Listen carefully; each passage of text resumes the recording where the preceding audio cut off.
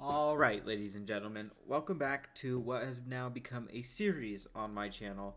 Today we're going to be playing some more Pokemon Pokeverse. If you haven't seen the other parts of this series, I'll have a little card in the upper right hand, and there will be a link, there will be a playlist on the channel if you want to go back. There's 2 episodes before this one, and there will be one after, so if you want to watch the whole series, go ahead and watch that playlist down below. If you haven't watched the first parts, watch that, and then come back to this video. But yeah, we're playing some more Pokemon Pokeverse today. If you haven't seen them, the older parts, and you don't want to watch them, basically, it's a Pokemon run hack. All the Pokemon types are changed, and all the sprites are changed, and it just gives a unique experience. So we'll pick up right where we left off last time. So here we go. Okay, now that we have the bike, we have to go back over here to Lavender Town to do the next part of the story, which is go up the tower, get the flute so we can wake that Snorlax up and move on. But in order to do that, we, as the usual story, have to fight our rival here. So we'll see what his Pokemon are looking like. Last time, not gonna lie, they were a little bit of a joke. This time, already not looking too different, to be honest. See, again, I don't think his team's necessarily awful. I think the issue is it's just low leveled right now. And because of that, it's just decent at best. It'll probably be better eventually. It's just so low level that it's hard to give it too much praise, to be honest. Feebas, the one that... Oh, it gives 3 XP this time instead of 1. That's pretty cool. I just do find it weird that the rivals Pokemon are so behind in comparison to the rest of the game. Because even at this point, normal trainers pretty much have the same level of Pokemon that he does. And that's kind of a shame. Here's where you can get Froakie if you wanted that. It is a fire ghost type, which I said earlier. Very, very useful. In fact, probably a little more useful than the fire dragon type that I have now. But I just personally want to stick with the fire dragon more. It's just personal preference. That's pretty much it. If you want a more Chandelure type ghost fire, get Froakie, level it up. It'll still be great, I'm sure. It's just personal preference for me at this point. The EXP share being on 24/7 also makes it so no matter what, even if I did this legit, I would still be incredibly over leveled too. I just want to make that clear. It's not just the fact that I'm using these rare candies. That's kind of the unfair thing. Ooh, Lucario looks pretty cool. Not very strong or anything, of course, but it looks pretty cool at least. I like that design. I still probably... That color of blue on this Lucario throws me off, because I just like the color of blue on the other one so much that it's hard to get behind this darker, weirder blue. But it's fine. Oh, that was Clefable. Now we know what that looks like. Now that I'm thinking about it, Clefable might be a ghost type, not a dark. I kept thinking it was dark, but it would make a lot of sense to be a ghost type. It's pretty cool. Now that I'm thinking, I like Clefable more than I like Cleffa or Clefairy's design. Clefable is kind of cool, but it's still just an okay design in my eyes. Zoroark I think is also really cool, cooler than Zorua, but not something I would feel like adding to the team still. And it randomized to a coughing. That's pretty funny instead of a Marowak. Although I would be curious to see what the Cubone Marowak line kind of looks like with these redesigns. And there we go. We're able to get the Poke Flute. So now we can go back and wake that Snorlax up finally. I will say before we do that though, I am going to go ahead and drop off Emboar here because I'm not going to use it, as I've stated a couple times. So we'll go ahead and drop him off, and we'll see what kind of Pokemon Snorlax turns into. Oh, it's a Magmortar, which again has been the water type so far, so nothing really new there. Cool design, but we've already really seen it pretty much. Nothing too interesting in my eyes. I would have preferred it to actually be a Snorlax so I could see what kind of design that has, but that's alright. And there we go, we're through this route and we can finally go into the next town where we can also get our next gym badge. A little bit worried. Surge gave us some problems. Erica really didn't, but Surge did. There's Bayleaf, Ivysaur if you still don't have these ones, Charmeleon. Again, another area with just a lot of the starters evolved forms if you still don't have them somehow, even though you've had access to them for a good portion of the game now. If you want any of those, there you go. This is really cool. This is the best part of the game. I'll say it. This is the best part of the game. The only gripe I have with Kanto is this town, because of the way that you usually would have to come down through this little corner to get to the gym and Pokemon Center, and if you jumped over this ledge, you were effed and you can't get back. This little shortcut, best addition in the game. I'll say it, best addition in the game. Probably an exaggeration and not really that true, but I'm sticking by it. I think that's really nice. That's just one of those quality of life changes that I'm really happy to see. Finally, we can get Ultra Balls here. We're going to buy a good amount of those. Not because we really need them, but if we feel like catching a Pokemon, obviously Ultra Balls will end up being the way to go. Again, just removing a lot of the fences in this town where there was all these trees. Really cool in my eyes. It's just little quality of life changes like that I think are really cool in games like this, in like ROM hacks. This town is probably the worst in all of Kanto. It's probably the worst offender of just being unnecessarily complicated. It really did not need to have all those fences and things like that. So, not that it was ever something I disliked. It was just something that getting rid of it just makes life a lot easier. And now we get to go into the Safari Zone. I know earlier I was talking about like, oh, I have Surf, so I don't really need to. I do still need to because we still need to get the teeth for strength. Here is Blaziken, the grass type. That's an interesting design. It's not the worst I've ever seen. It's not my favorite though, for sure. There's the Swampert though, that our Marshtomp would have eventually evolved into. As I predicted, pretty cool. Not the coolest ever, to be honest. But also not the worst by any means. Ooh, I do like the Empoleon one. That ice instead of like its usual like steel type fins are really cool. I like that one a lot. But again, these are all Pokemon that like you did not need to wait until the Safari Zone to get any of these guys. You could have gotten all these guys at earlier points in the story, and if you wanted them, you honestly probably should. Samurott, I like the Beard Beam Fire. That's pretty cool. Superior kind of looks like a flying type too. Delphox, there's that one. Again, none of these are necessarily bad. They're just, you could have gotten them so much earlier in the game if you wanted them that bad. Which, to be honest, I don't think most people wanted them that bad. Bad enough to come all the way to the Safari Zone to try to catch. But if you don't have any of them and you want maybe one of them at a decently high level, there you go. You can get it there. That's pretty much all that's in the Safari Zone from what I can tell at least. But if you wanted one, there you go. Now that we have that, we can come down here and get strength from the old Warden. Not really that necessary, but as of yet, but it will come in handy.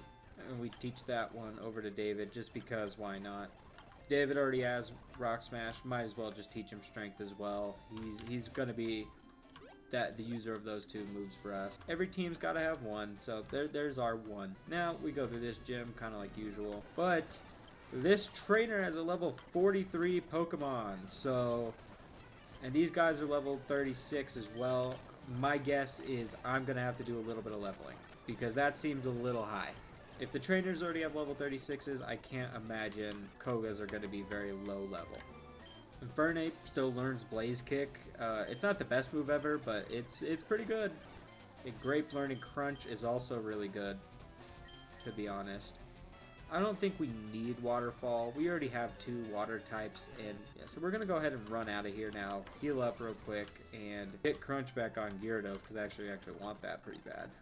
So we'll forget Waterfall on Gyarados, and we will tutor it. Crunch.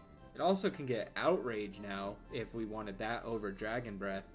I'll have to think about that a little bit, but I might want that. It also can get Fire Blast now, if we wanted that. I don't want that over Flamethrower, to be honest. But could do that now. Let me think. Do we want to do that? So we can get Waterfall on this guy if that's what we want.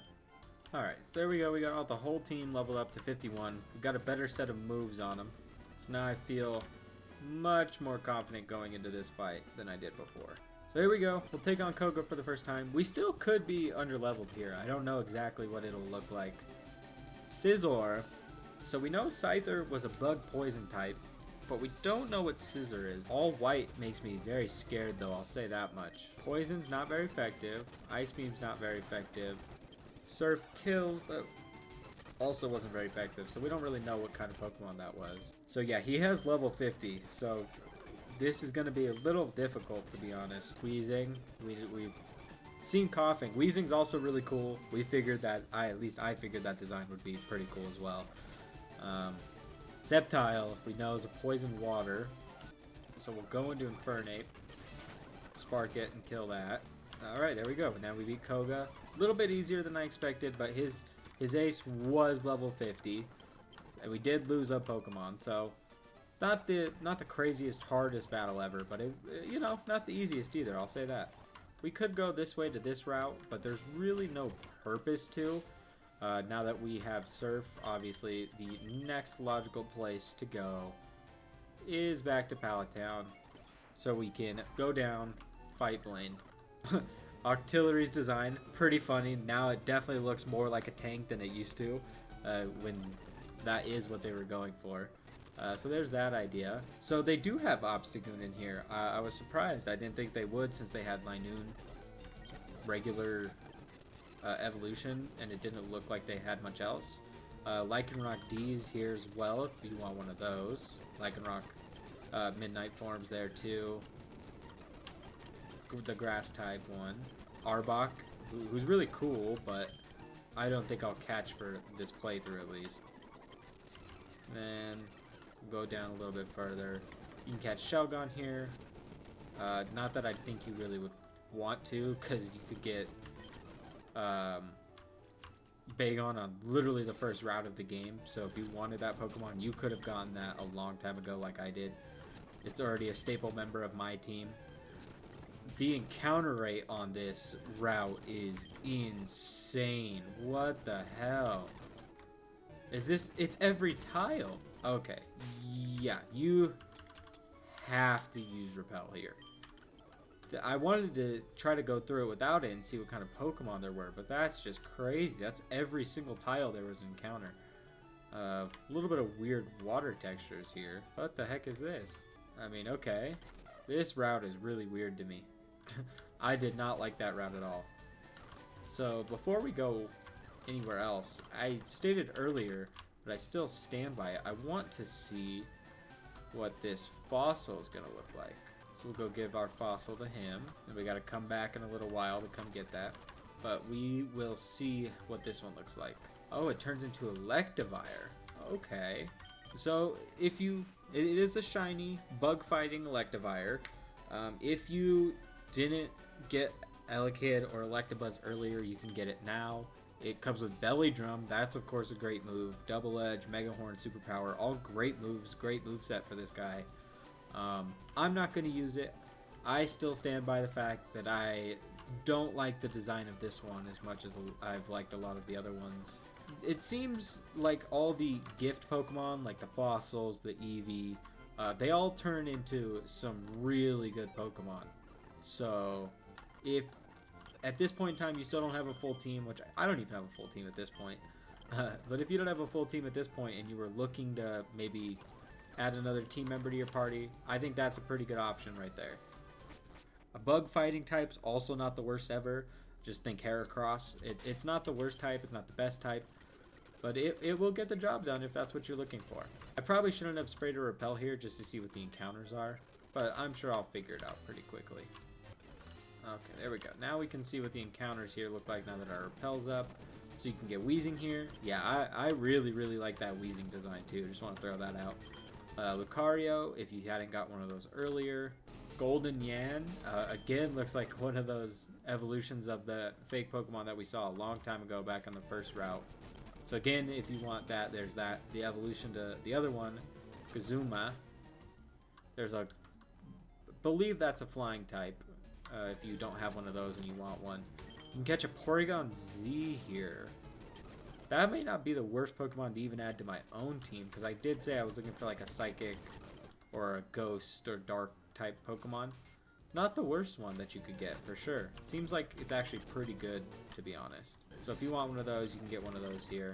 And it's at level 45 too. All these Pokemon are like level 45 in the wild. Pretty impressive if I do say so myself. Not a bad encounter rate for sure.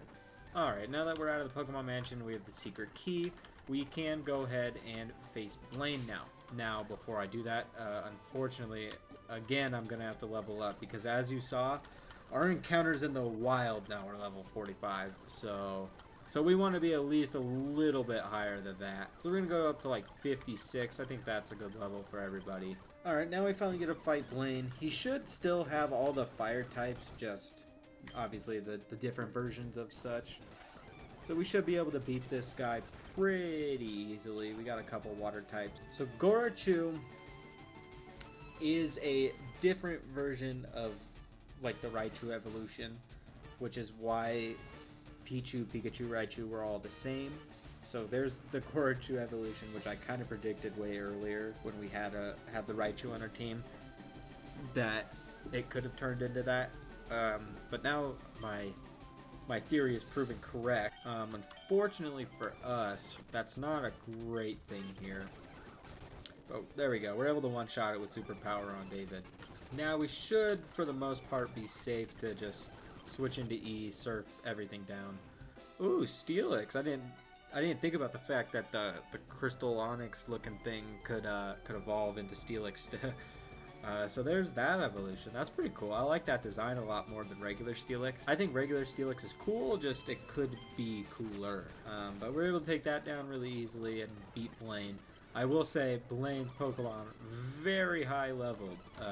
He was like level 50 to 55 on all of his mons. So just something to remember for later. Alright, let's heal up, then we can head over to Saffron finally, because we did skip that earlier, so we gotta go take care of them real quick. Okay, so they removed some buildings here that were kind of just in the way. So now you can run through town a lot more freely. I like that, that's nice. You don't have to, if you need to heal when you're in the tower, you don't have to go all the way around to get to the Pokemon Center. You can just go down and in. That's pretty useful. I mean, most of those buildings, you couldn't go in, and even if you could, it wasn't worth your time. So I like that they took some liberties there to readjust everything. Well, let's go into Sylph, feed everybody up and stuff, then we can go take on the gym before we... Fortunately, since we did do the 7th gym before all this, we're going to be pretty over-leveled for these guys, but that's alright. We probably would have been anyway. Oh, and I got burned. Alright, here comes the rival fight. I mean, like I said before, I don't expect it to be difficult at all. We're pretty over-leveled at this point. Well, he's not too bad. I mean, he's not... Like, his levels aren't gonna really threaten me that much, but 45's not bad.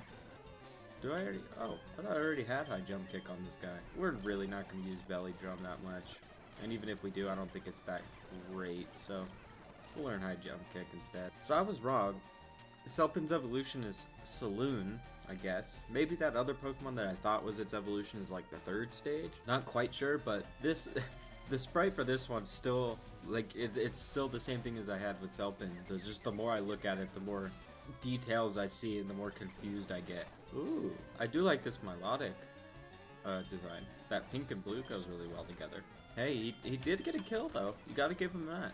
I honestly thought I'd be able to one-shot him with Sceptile, so I just stayed in, but I was wrong, and because of that, he gets a kill. Well, there we go. I randomly just grabbed a Selpin. Usually that's where you get the Lapras, but if you wanted Selpin and you haven't caught it somehow still, even though it was, again, one of those early route Pokemon, there you go. I can't get over how good this Infernape sprite is, dude. I love it so much. It's so sick. I didn't think I would like it that much, because I love the original Infernape design too, but this one is just even better. I love it so much. I actually might have some trouble with this Giovanni fight because 2 of our Pokemon got knocked out. We'll see. We're still pretty over leveled. Both of our water Pokemon are dead, which is unfortunate. That's alright. Grape should be able to take care of pretty much everything still though. Maybe not everything. Eh, never mind. Ooh, there's the Grimer evolution finally. We actually haven't seen that yet. Looks pretty cool, about what you would expect given the Grimer. It's still, I don't like the blend between the red and the brown still, but it's alright. Well, there we go. We're able to beat Giovanni, so we'll grab this real quick and then head out of here. Alright, now we'll be able to take on the next gym. Before we do that, though, I should go drop Selpin off because, listen, I'm not going to use it. I don't know how many times I've said it, but the fake Pokemon just don't interest me as much as the different type ones, so we're just gonna go ahead and throw him in the box with everything else. I will say though, we're getting pretty late in the game, and we still don't have a 6th team member. Maybe it's time we add something to our team. Honestly, I know we already have a fire type, but the ghost type on Froakie wouldn't be that bad, and I am interested to see what the fully evolved form looks like. So I'm gonna add it to the team for now. Maybe we'll come across something I like more, and we'll add that instead. But for now, I don't see much of an issue with it. So I'll go ahead and I'll level him up and we'll see what he looks like. Well, it's first evolution. I mean, yeah, basically the same as Froakie. This is about what you would expect. More just looking forward to the final evolution more than anything. So we'll see what that looks like when we get there. Okay, now we get to see what the final one looks like. I mean, I think I basically expect what it's gonna be, but a little bit cooler than the other two, I would say.